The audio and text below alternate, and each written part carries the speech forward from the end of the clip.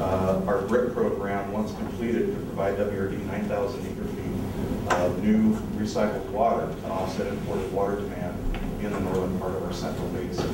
Right now we use about 21,000 acre-feet of imported water. This would almost reduce that by half in one fell swoop, and those are the sorts of steps that our agency needs to continue to look at. That's almost 3 billion gallons of water a year of new water that right now is going to the ocean. We think RIP is vital to protect our region's groundwater supply, as it is imported seasonal water. Just simply hasn't been available, as I mentioned, for 3 years and may not ever be available again. The price of imported water that is available continues to skyrocket. In the last 4 years, the cost of imported replenishment water to this district has more than doubled. In 4 years, it's more than doubled. 104% increase.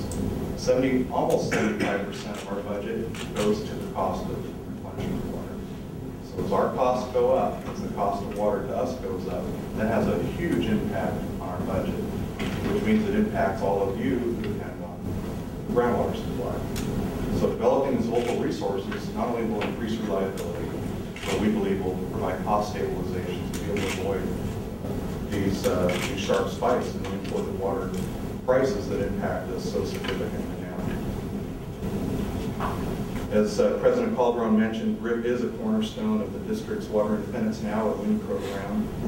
I'm pleased to add that the importance of WRD's WIN program, which is our effort to become independent of imported water, has been recognized on the federal level as it was one of 7 pilot demonstration projects selected statewide under the Interim Federal Action Plan on the Delta. This is a plan that President Obama led by the Department of Interior, and it was developed for the purpose of being able to coordinate 6 federal agencies in developing new water sources. We find many times that we have to jump through a lot of hoops going from one agency to the next, and the overall idea of this is to try and consolidate those hoops so we're jumping through a lot fewer than we normally would. And we're happy that, that this new coalition is looking at WRD's WIN program as a model of what to do. Hopefully that will lead to some funding, but we're not sure yet. And WRD has always been a stormwater agency. We've relied on this local water resource for replenishment.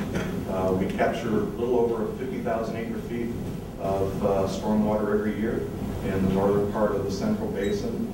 This is done in partnership with the LA County Flood Control District, who owns and operates the spreading grounds, both the Rio Hondo and San Gabriel spreading grounds that are adjacent to the Rio Hondo River and the San Gabriel River. And we're working with that agency to develop projects to continue to increase the capture of those resources. We're working on an interconnection pipeline right now. We are co-funding that with the LA County Flood Control District to actually connect those 2 facilities so they can operate as one. So more rain's coming down the San Gabriel River to the Rio Hondo, and the San Gabriel spreading grounds fill up faster than the Rio Hondo spreading grounds. We can move that water over to the other facility or vice versa. So really it allows us to operate these 2 separate facilities as one larger facility. The result is, looking at the historic hydrology or historic rainfall of the basins, is that we could capture an additional 1,300 acre-feet of water each year. That's 1,300 acre-feet that would have otherwise flowed to the ocean. That's new water. And these projects really start to add up in terms of chipping away at the imported water that we relied upon historically. I mentioned the storage capacity. We have 450,000 acre-feet of usable storage. There's actually a lot more, but we think that 450,000 acre-feet would allow us for certainty that water we put in will come out from the same quality that it went in at, and that it won't harm the basin. This constitutes the single largest unused water resource asset in Southern California. We're looking at 500,000 acre-feet of groundwater storage in our area. That's a sizable reservoir, and we just simply need to start putting that to use.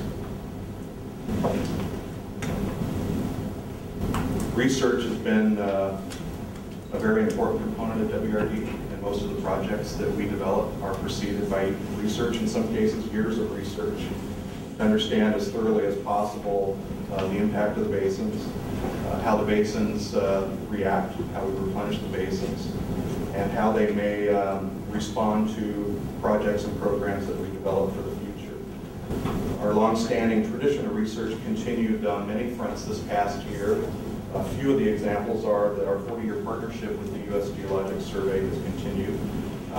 We've installed 4 new monitoring wells, and we're undertaking a Central Basin groundwater contamination study that will help us deal with the Omega site that EPA is lead on in the Central Basin, and help to determine that when they develop a long-term plan that will assure that the contamination, that we have a better idea of how that contamination might flow into the deeper aquifers. We simply need to keep track of what's going on in our basin, both from a quality and a water quantity standpoint.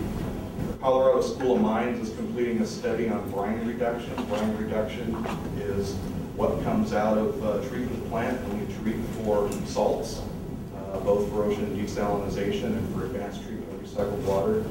Getting rid of that brine costs a lot of money.